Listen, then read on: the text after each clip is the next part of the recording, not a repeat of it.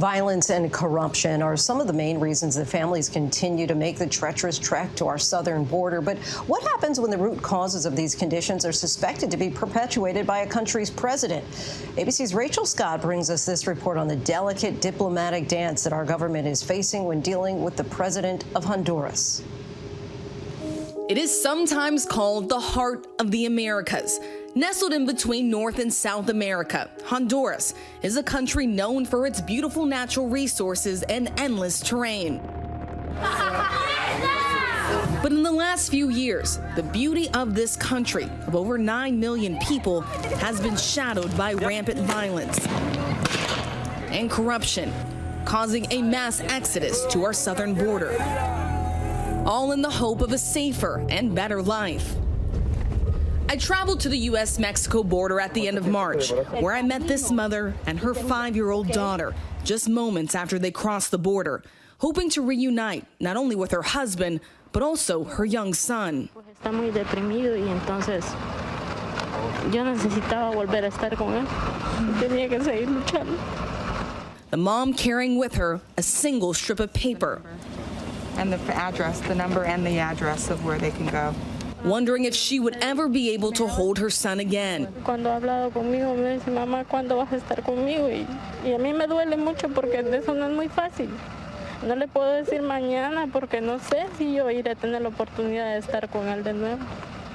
This mother just one of the almost 41,000 Hondurans who were encountered at the border in the month of March alone. Many of them say they were fleeing the growing crisis back home. Prosecutors citing Juan Orlando Hernandez as a co-conspirator in a drug trafficking case. The country's president, Juan Orlando Hernandez, along with his brother, Tony Hernandez, a former Honduran congressman, have been accused by the U.S. Drug Enforcement Agency of being a key figure in a violent state-sponsored drug trafficking conspiracy. In fact, it was a U.S. federal case against Tony Hernandez, where the U.S. government asserted that organized drug trafficking and corruption reached the highest levels of the Honduran government. This is a narco cartel actually taking full military, diplomatic, political, economical control of a whole country and putting that power to bear into moving drugs to the U.S. Sergio Barr is a sociologist and political analyst in Honduras who has been closely following the U.S. case against Tony Hernandez and the humanitarian migration crisis in the U.S. What's happening in Honduras is an absolute collapse of the democratic institutions. The law system is broken, the political system is broken, the economical system, it's certainly broken. The president's brother, former Honduran Congressman Tony Hernandez, was sentenced by the Southern District of New York to life behind bars for his role in drugs and weapons trafficking. An explosive trial where U.S. prosecutors presented evidence that President Hernandez not only accepted $1 million in bribes from drug king El Chapo, but that he wanted to, quote, stuff drugs up the gringos' noses.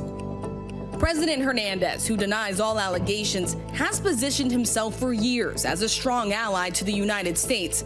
But on the heels of these allegations, members of Congress have condemned his government. I hope that the Justice Department will take an even more active role in making sure that the governments that we're dealing with are straight up. For years now, Hondurans, especially younger ones, have taken to the streets to protest. Many of them with one simple message splattered across buildings and signs: out with JOH, the initials for Juan Orlando Hernandez. Daniel Correa is a college student participating in protests against the Hernandez regime. El sistema electoral en Honduras es un chiste. The 22-year-old uncertain if a bright future for him is an option in his native country. No tenemos estas oportunidades. We don't have the opportunities to grow, whether personally or collectively. There's no social mobility, no opportunities for personal growth. That's the reason why the majority of us young people are being forced to emigrate. And Washington is paying attention. Recently, President Joe Biden announcing he's considering sanctions against Central American leaders for corruption. Biden putting his vice president, Kamala Harris, in charge of addressing the root causes of migration.